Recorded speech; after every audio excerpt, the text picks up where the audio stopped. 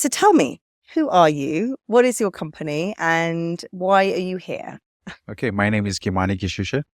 The company is Adili Solar Hubs, and we are here to connect with entrepreneurs, investors, and potential partners, as well as hear what other people are doing within the climate space and solar industry and investment space. So that's what we're here. So what is your company? What challenges is your company trying to solve for the agriculture industry?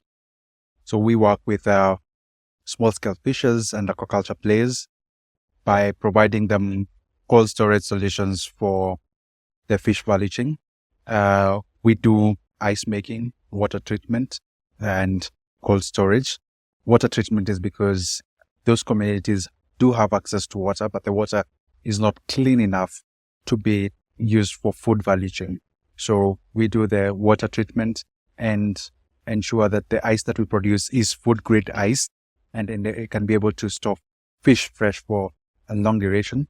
And the cold storage is where we can be able to come and pay as they store, or we can be able to offtake their products and link them up with last mile entrepreneurs who we equip with solar fridges.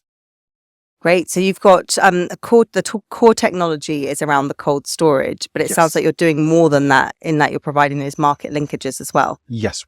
We noticed that our background is using renewable energy to enable or unlock cold storage. But the communities cannot be able to afford the cold storage infrastructure. Therefore, we have to operate them. So the business model that, after doing our research, the business model that makes sense and can be able to have a return on investment is if we become a processor ourselves. So in one of the plants, we are aggregating, processing, and taking to the market. So we are the middleman between the fisher, the aquaculture person, and the market ladies who are doing the last mile distribution. So what were you doing before you created this? Is quite a young company, isn't it? Yes, 3 years old.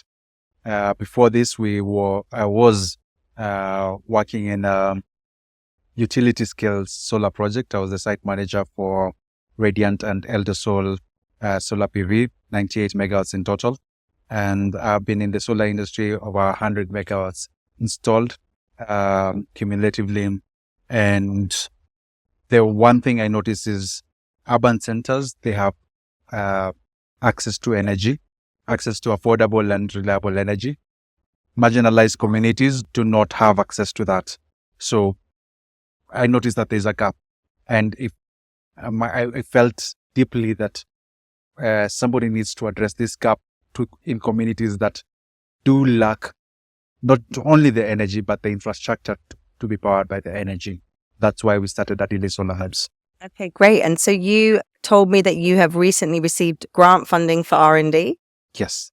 So Efficiency for Access has supported us to develop the fish value chain, appliances for the fish value chain between Lake Turkana and Kakuma and Kalobei refugee camps.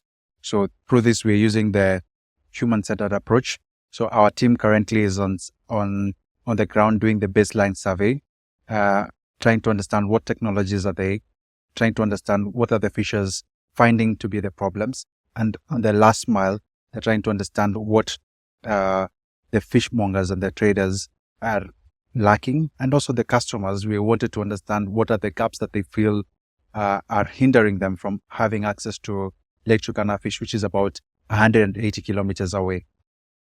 So after you've spent all the money from this research grant, what is your next step in terms of approaching investors, and how do you have an obvious route for how you know about going to find the next set of capital? Yes. Currently, we have onboarded.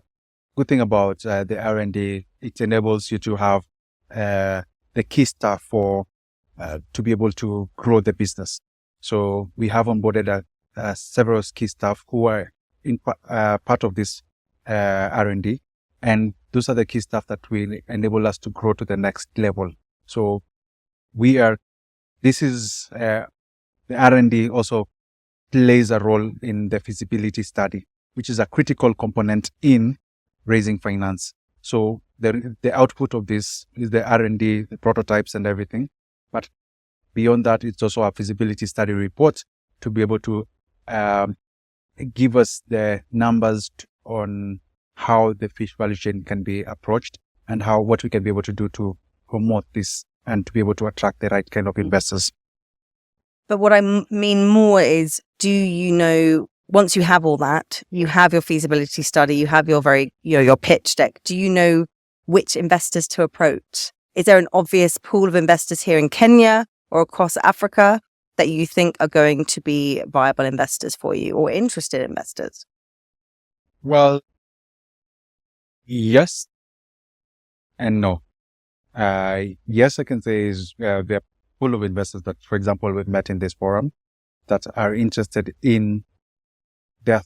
All of them have their own metrics on what the company should have achieved, and how much they should have generated in terms of revenues, and how much they should have at what profitability state they are. So based on that, we are creating actually our database where we are linking all the investors that we have engaged, and we are creating a criteria where we make sure we approach them and make sure we can be able to approach them at the right stage and to be able to fundraise from them at the right stage. Well, still a hard challenge because we are based off in Turkana. Most of them are here in Nairobi, so we have to invest our time to come and meet them and or set up an office in Nairobi, which fits the purpose of us working in rural communities. But we have to do what we have to do to get to where we want to be. Okay. Yeah. Thank you so much for speaking with me. Thank you too.